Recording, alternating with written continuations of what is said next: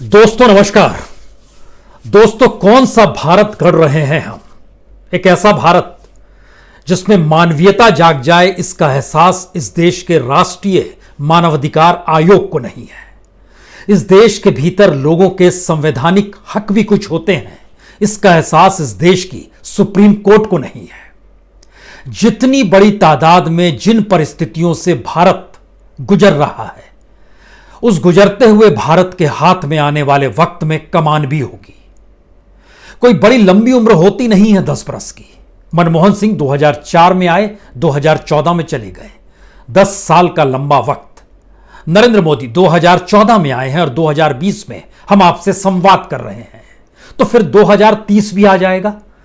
लेकिन मौजूदा वक्त के कंधे बूढ़े हो चले होंगे, जिन्होंने इस वक्त इस देश की कमान अपने हाथों में ली हुई है। उस वक्त मौजूदा वक्त के कुछ युवा कंधे सामने होंगे, लेकिन मौजूदा वक्त का एहसास जिन जिन आंखों में समाया है, जिन्होंने इन तमाम परिस्थितियों को देखा है, भोग रहे हैं, जब उनकी बारी आएगी तब वो क्या करेंगे? आज ये सवाल इसलिए, उत्तर प्रदेश में सीमा के बाहर बस खड़ी रहती है। शुरुआत में पता चलता है वो बस प्रियंका गांधी ने भेजी है और वो बस टकरा रही है योगी की सत्ता से।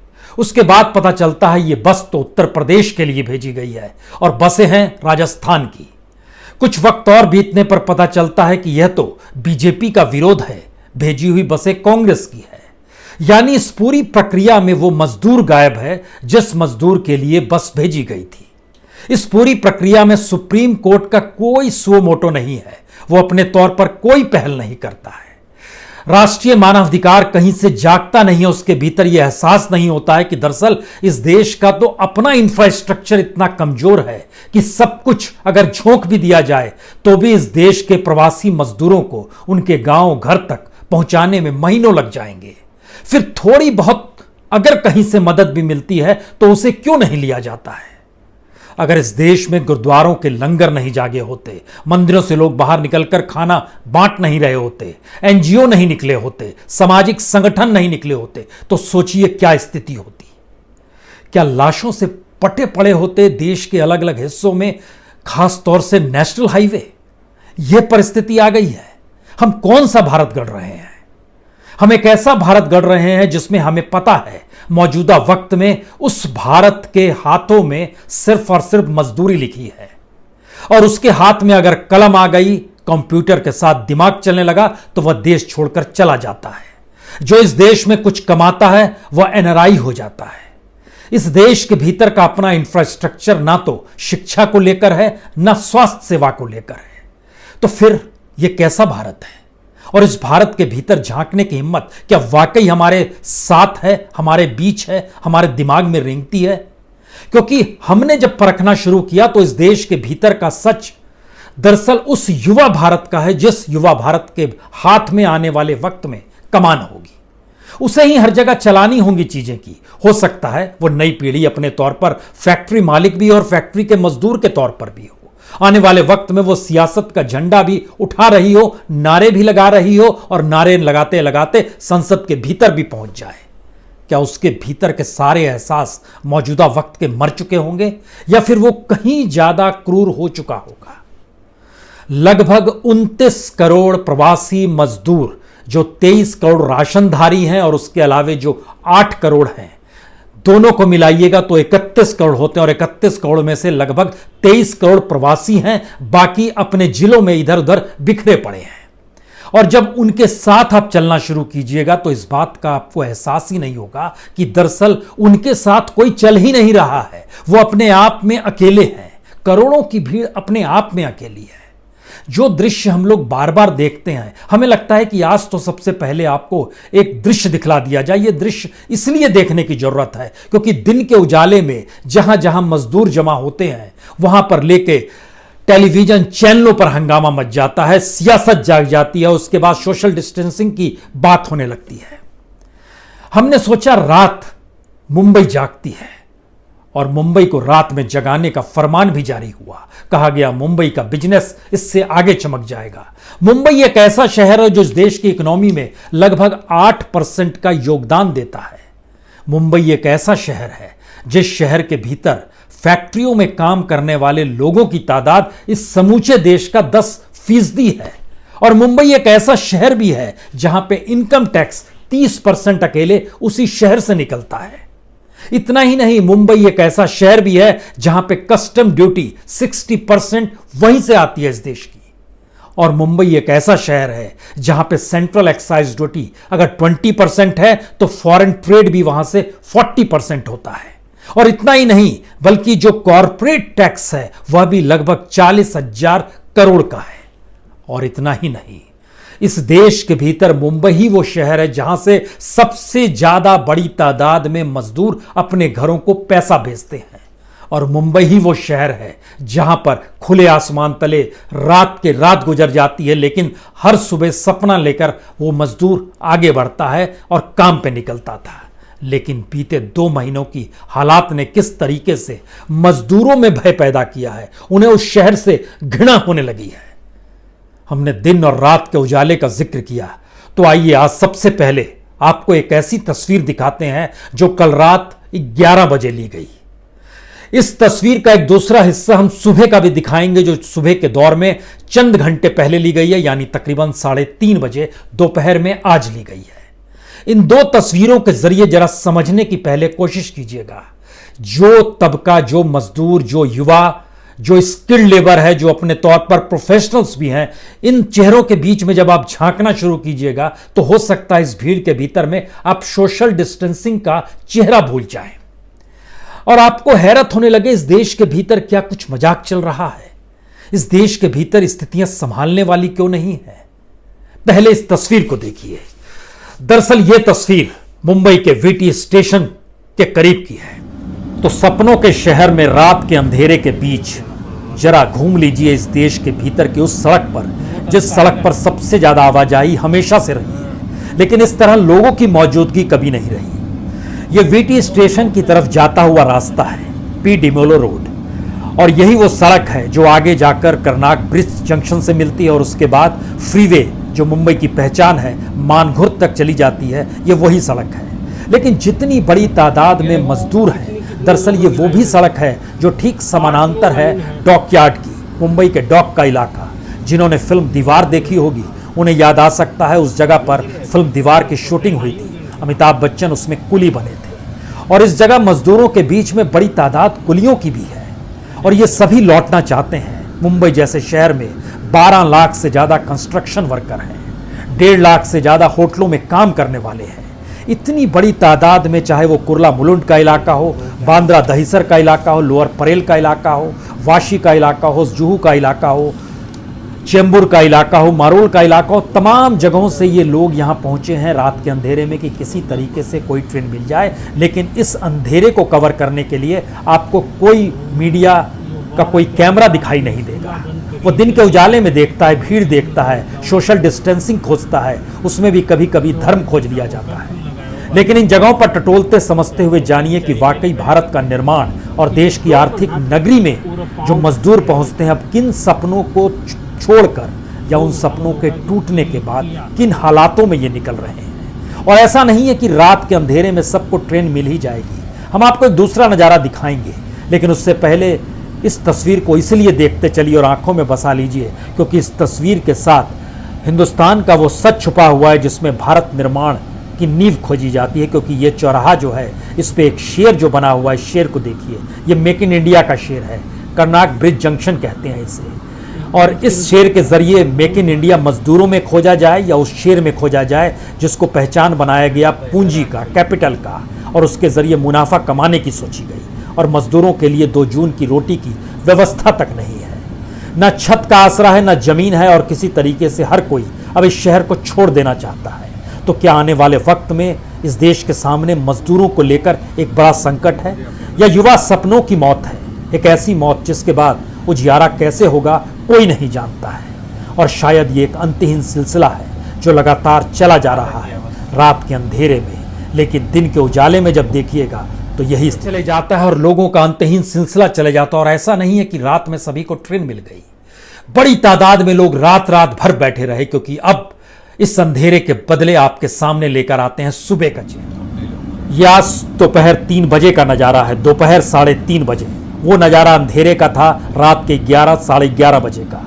दिन के उजियारे का मतलब ये नहीं है कि उजाला हो गया, वही स्थिति है, उसी तरीके से मजदूर हैं। कल ट्रेन नहीं मिली तो आज भी लाइन में है और अभी से जमने शुरू हो जाएंगे, रात तक फिर उसी तरह कतार में। और किसी तरीके से इस शहर को छोड़ दें, घर चले जाएं, वापस चले जाएं, छोड़ दें उन सपनों को पीछे। तो क्या मुंबई शहर की मौत हो रही है या फिर इस देश के उन सपनों की मौत हो रही है जो युवाओं में संजोया गया, मजदूरों के जरिए देखा गया और भारत को विकसित राष्ट्र बनाने का सपना देखा गया? इन युवाओं के हाथों में कल कमान होगी। भविष्य क्या रच रहे हैं हम भारत का? ये स्टेशन वीटी स्टेशन है, वही वीटी स्टेशन जहां पर आने के लिए लोग लगातार जद्दोजहद कर रहे हैं। इस वीटी स्टेशन में किसी तरीके से आ जाएं, पहुंच जाएं, यही जिंदगी का लक्ष्य हो गया है। दोनों तरफ है, यानी एक तरफ से गाड़ी आई जो आपने नज़ारा देखा, इसके आगे जब चलेंगे तो फिर पहरा है, पुलिस का बैरिकेड है। लेकिन ऐसा नहीं है, स्थिति अनुकूल है, वहां भी लोगों की मौजूदगी है, उसी तरीके से मौजूदगी है, उसी तरीके से लंबी लंबी कतारें हैं। रात का इंतजार करेंगे, रात तक फिर कोई गाड़ी मिल जाए तो आगे बढ़ जाएंगे और ये अंतहीन सिलसिला लगातार जाए। तो रात का अंधेरा हो या दिन का उजाला हो, सड़कों के दोनों तरफ जिस तरीके से लोग अपने घर लौटने को बेताब हैं, ये मजदूर हैं, ये मुंबई के मजदूर हैं, या हम ये कहें कि ये बिहार के हैं, ये उत्तर प्रदेश के हैं, ये राजस्थान के हैं, ये बंगाल के हैं, ये उड़ीसा के हैं, ये झारखंड के हैं, ये गुजरात के हैं, कर्नाटक के हैं, तमिलनाडु के हैं। जी, मुंबई एक ऐसा शहर है जो इस देश को ही अपने भीतर समा लेता है। इसीलिए तो मुंबई इस देश के पहचान के तौर पर है और इस देश की आर्थिक नगरी है। लेकिन उस आर्थिक नगरी में अगर मजदूरों को ही भोजन नहीं मिल पा रहा है, कहीं कोई आश्रय नहीं है और वो घर लौटने को बेचैन है, तो यहां से नया सवाल शुरू होता है। एक ऐसा सवाल जो आने वाले वक्त में भारत होगा कैसा और हम किसे गढ़ रहे हैं, इस दिशा में आपको अब समझना होगा। क्योंकि एक तरफ मजदूरों की तादाद है और दूसरी तरफ का सच यह है कि भारत के भीतर से ब्रेन ड्रेन भी लगातार होते चला गया। और मौजूदा वक्त में जब दुनिया भर से जो अलग अलग क्षेत्रों में पढ़ाई कर रहे हैं या दुनिया के अलग अलग क्षेत्रों में जो भारतीय रह रहे थे, तकरीबन 20,000 भारतीयों को लाया गया है और बड़ी तादाद में दुनिया भर के अलग अलग देशों में भारतीय रह रहे हैं। जरा कल्पना कीजिए वो किस दिशा में वापस भारत लौटेंगे या भारत लौटकर वापस वो फिर दोबारा दूसरे देशों में रवाना हो जाएंगे। यह एक चिंतनीय स्थिति है, एक ऐसी स्थिति है जो अगर आंकड़ों के लिहाज से समझिए तो दुनिया भर में अगर 3 करोड़ भारतीय हैं और इन 3 करोड़ भारतीयों में से 30 लाख भारतीय बिल्कुल प्रोफेशनल्स हैं जो परसों बरस से दुनिया के अलग अलग देशों की सेवा कर रहे हैं। और सिर्फ बीते 10 साल के भीतर में इस देश से तकरीबन 12 लाख भारतीय स्टूडेंट्स का पलायन हुआ जो अपने अपने क्षेत्र में माहिर थे। यानी उनकी एक पहचान थी, वो मेडिकल का क्षेत्र, वो इंजीनियरिंग का क्षेत्र हो, वो साइंटिफिक तरीके से क्षेत्र हो, वो डाटा एनालिसिस का क्षेत्र, कोई भी क्षेत्र हो। इतनी बड़ी तादाद में अगर भारत का असल दिमाग दुनिया के अलग अलग देशों को आगे बढ़ाने के लिए चला जाता है और हम अपने यहां कोई इंफ्रास्ट्रक्चर तक खड़ा नहीं कर पाए और मौजूदा वक्त में जब संकट चौतरफा है, तो वह युवा पीढ़ी जो कल कमान संभालने लायक होगी अपने अपने क्षेत्र में, कोई शिक्षक होगा, कोई प्रोफेसर होगा, कोई साइंटिस्ट होगा, कोई पॉलिटिशियंस भी होंगे उसमें से। क्योंकि मौजूदा वक्त की स्थिति और आने वाले वक्त की स्थिति का आकलन जरा एक समानांतर करने की कोशिश कीजिए। मौजूदा वक्त में इस देश के भीतर में लगभग 23 करोड़ राशन कार्ड वाले मजदूर अगर हैं और तो उसमें 8 करोड़ मजदूर अलग से भी है, यानी 31 करोड़ मजदूरों की तादाद ऐसी है जिनका पलायन हुआ है जिले से लेकर अलग अलग राज्यों तक में। और इस देश के भीतर में लगभग 30 लाख प्रोफेशनल्स लगातार पिछले 10 साल में निकल कर दुनिया के अलग अलग हिस्सों में गए हैं। कुछ लौटते हैं, कुछ नहीं लौटते हैं। इस देश की त्रासदी यह है कि इस देश ने आज़ादी के बाद से कभी भी इस बात को नहीं संजोया कि इस देश में जितने लोग रहते हैं उनके लिए भी कम से कम इंफ्रास्ट्रक्चर तो बना दें। हमने पुरानी स्थिति देखी, क्या मौजूदा वक्त का ही ये सच है? आईआईटी बॉम्बे में के बारे में जब जानकारी निकल कर आई तो उसमें पता चला कि आईआईटी से छोड़कर जाने वालों की तादाद 1970-72 से शुरू हो गई थी। और मौजूदा वक्त में जब हम एनालिसिस करते हैं कि पिछले 20 साल में कितने आईआईटी से निकले हुए बच्चे दुनिया के अलग अलग देशों में चले गए, आईआईएम से निकलकर कितने बच्चे चले गए। और अब जबकि इस देश को उनकी जरूरत है तो और इस देश में कुछ भी देने को नहीं है, तो फिर क्या होगा? कौन सा भारत गढ़ा जा रहा है? मजदूरों की तादाद तो अगर 31 करोड़ में से लगभग 18 करोड़ मजदूर इस देश के भीतर में एवरेज 23 साल के हैं, 10 साल बाद उनकी उम्र 33 बरस की होगी। उन मजदूरों के हाथ में किसी पॉलिटिकल पार्टी का झंडा होगा या इस तरीके की मजदूरी से ही वो जिंदगी ढो रहे होंगे? पहला हिस्सा ये समझिए। दूसरी परिस्थिति समझिए, इस देश के भीतर में जितने भी प्रोफेशनल्स हैं, जितने भी ब्यूरोक्रेट्स हैं, जितने भी इंस्टीट्यूशंस चलाने वाले लोग हैं, उन सबको मिला दीजिएगा तो भी यह संख्या कहीं भी किसी भी रूप में 5 करोड़ तक नहीं पहुंच पाती है। इसका मतलब यह है कि 5 करोड़ से कम लोग इस देश के भविष्य को निर्माण करते हैं अपने अपने तरीके से, जो बतलाते हैं कि हमें ये काम करना है हर फील्ड में। लेकिन उसमें से जो नीतियों को बनाने वाले लोग होते हैं उनकी तादाद तकरीबन 33 लाख होती है, जो संसद से लेकर पंचायत तक की स्थिति है।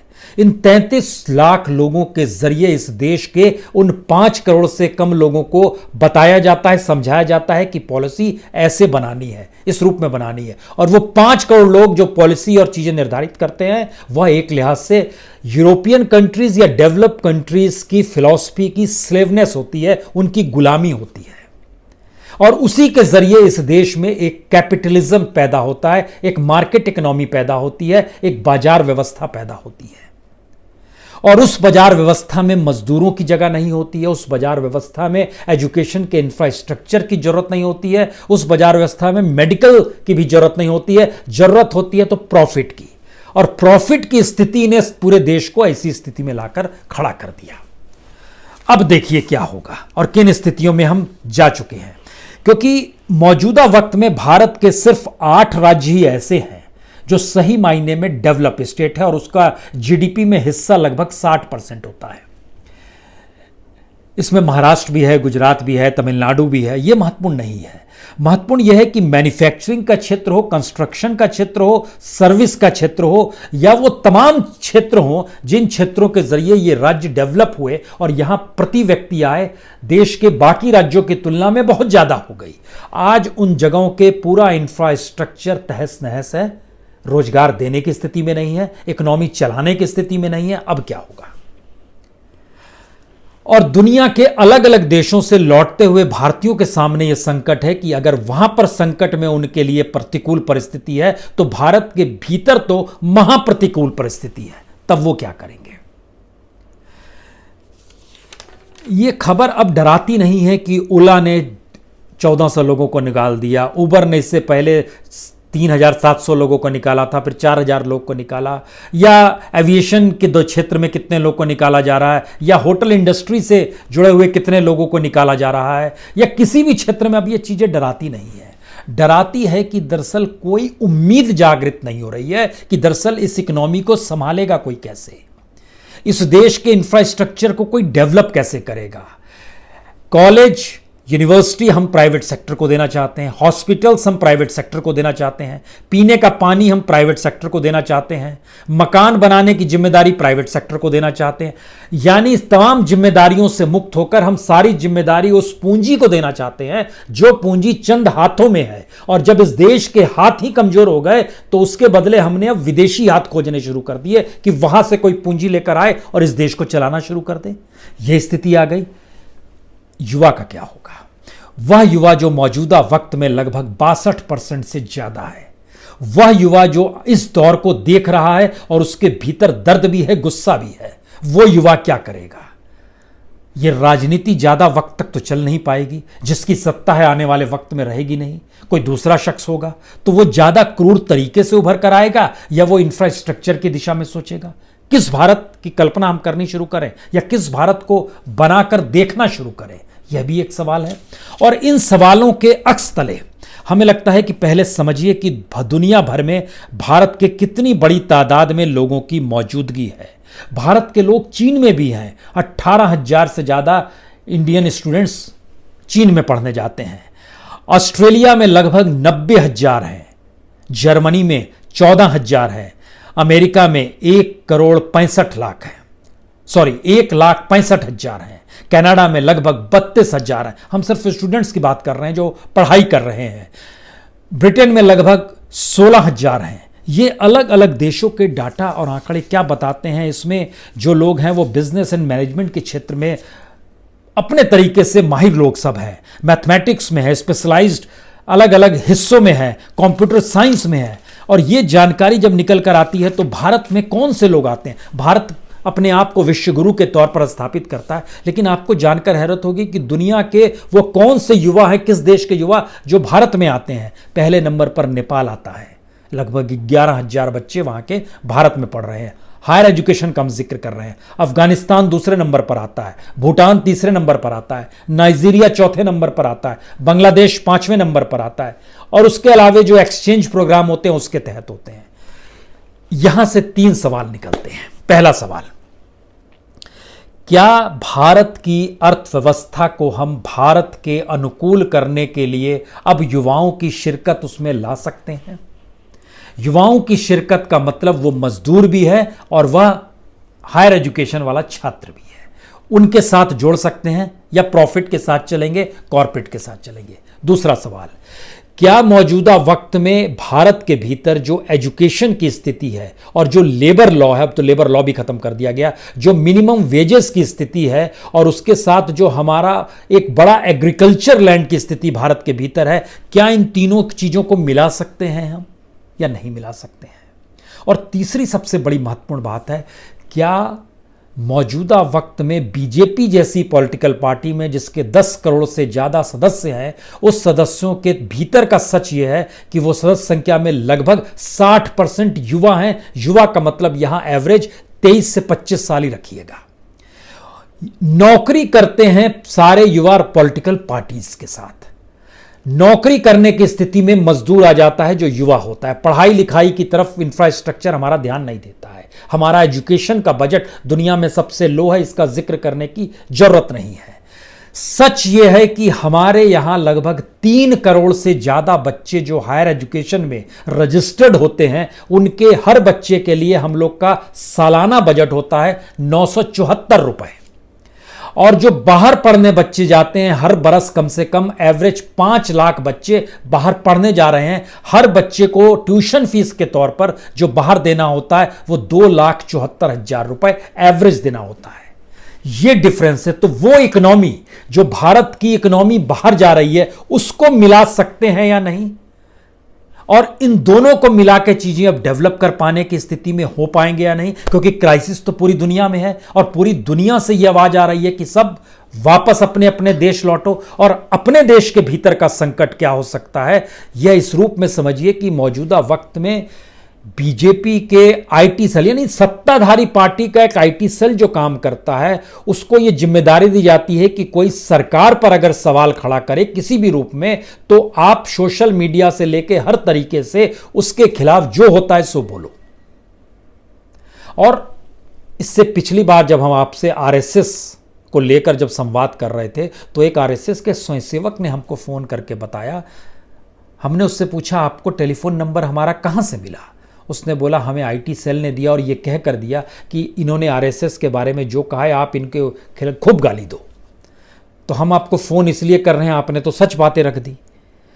तो इस देश के भीतर में पॉलिटिकल पार्टीज के भीतर जिनको नौकरी मिली हुई है, वह भी तो इसी देश के नागरिक हैं और आज नहीं कल वह भी तो संभलेंगे। और इस परिस्थिति ने तो हर किसी के सामने एक ऐसा दृश्य लाकर खड़ा कर दिया है जिसमें पहली बार यह महसूस हो रहा है कि इस देश की राजनीति के सरोकार लोगों से है ही नहीं। और लोग माने बैठे थे कि हमारे सरोकार उन पॉलिटिकल पार्टीज से है। जी नहीं, अब एक दीवार बड़ी मोटी सी बनती चली जा रही है इन राजनेताओं को लेकर, इन पॉलिटिक्स को लेकर। एक ऐसी पॉलिटिक्स जिसने उस तमाम इंस्टीट्यूशंस को देश के भीतर खत्म कर दिया। सवाल यह नहीं था कि बस खड़ी थी तो ह्यूमन राइट कमीशन ने कुछ क्यों नहीं किया और सुप्रीम कोर्ट ने क्यों कुछ नहीं किया। सवाल है इंस्टीट्यूशंस को जिस रूप में डाइल्यूट किया गया है, वो सारी परिस्थितियां कहीं ना कहीं सरकार से आश्रित हैं। लेकिन क्या इस देश का युवा जो अब प्रोफेशनली तौर पर दुनिया के अलग अलग हिस्सों में, जब वो इंडिया लौट रहा है और भारत लौटेगा, उसके जहन में ये सवाल होगा कि हमें इस नए भारत का निर्माण करना है। और इस नए भारत के निर्माण में हो सकता है उसके भीतर यह भी जागृत हो कि अब राजनीति को भी अपने तरीके से साधना है, इस राजनीति के भरोसे नहीं चलना है जिसमें नंबर 1 नंबर 2 का जिक्र होते रहे। संभव है क्या? ये सारे सवाल हैं और इन सवालों का जिक्र आखिर में हम आपको बता दें, ये बड़ा महत्वपूर्ण है क्योंकि जिस तरीके की परिस्थितियों में मजदूर रहता है उसमें ये बात निकल कर आई कि भारत का मजदूर जो है अधिकतर परिवारों में रहता है और उनकी संख्या जब हमारे सामने आई तो वो चौंकाने वाली इसलिए थी क्योंकि अकेले रहने वाले शख्स जो हैं सिर्फ 4% हैं, 50% पत्नी और बच्चों के साथ रहते हैं, 36% माँ बाप के साथ रहते हैं, इन मजदूरों का जिक्र कर रहे हैं, 10% संयुक्त परिवार में रहते हैं, यानी तादाद 5-6 से ज़्यादा होती है। ये मुंबई का चेहरा भी है और इस देश के भीतर का चेहरा भी है। तो हमारी इकोनॉमी पारिवारिक तौर पर इस देश के भीतर में फली और पनपी है और उसको हमने छिन्न भिन्न कर दिया और हर किसी को मजदूर में तब्दील कर कर और मजदूरों को अब न रोटी दे पाने की स्थिति में, न इंफ्रास्ट्रक्चर दे पाने की। आखिरी बात, ये कैसे संभव है कि 4 घंटे के भीतर में इस देश में डीमोनेटाइजेशन लागू होता है, नोट बंद हो जाते हैं? ये कैसे संभव है कि उसी नोट की तर्ज पर 4 घंटे के भीतर ये पूरे देश को रोक दिया जाता है, न ट्रेन चलेगी, न बस चलेगी, न हवाई जहाज चलेगा, न पैदल जा सकते हैं, आप जहां वहीं रुक जाइए और कोई व्यवस्था नहीं। यानी हमारे यहां कोई इंफ्रास्ट्रक्चर डेवलप ही नहीं किया गया कि कोई रिसर्च हो और इसकी जानकारी इस देश के ओहदे पर बैठे हुए लोगों को दे कि जब आप कुछ भी बोलते हैं और अगर वो निर्णय और कानून में तब्दील हो रहा है तो उसका असर जनव्यापक कैसा होगा यह भी समझिए, बाद में मत समझिएगा। राजस्व नहीं है तो शराब बेचेंगे, राजस्व नहीं है तो तेल की कीमतें बढ़ा देंगे, राजस्व नहीं है तो अब हवाई जहाज शुरू कर देंगे, राजस्व नहीं है तो हवाई जहाज में भी सोशल डिस्टेंसिंग नहीं रहेगी, राजस्व नहीं है तो कुछ भी करेंगे, लेकिन नियम है तो सोशल डिस्टेंसिंग के साथ लॉकडाउन भी करेंगे। यह एक त्रासदी है इस देश की। बहुत बहुत शुक्रिया, बहुत बहुत शुक्रिया।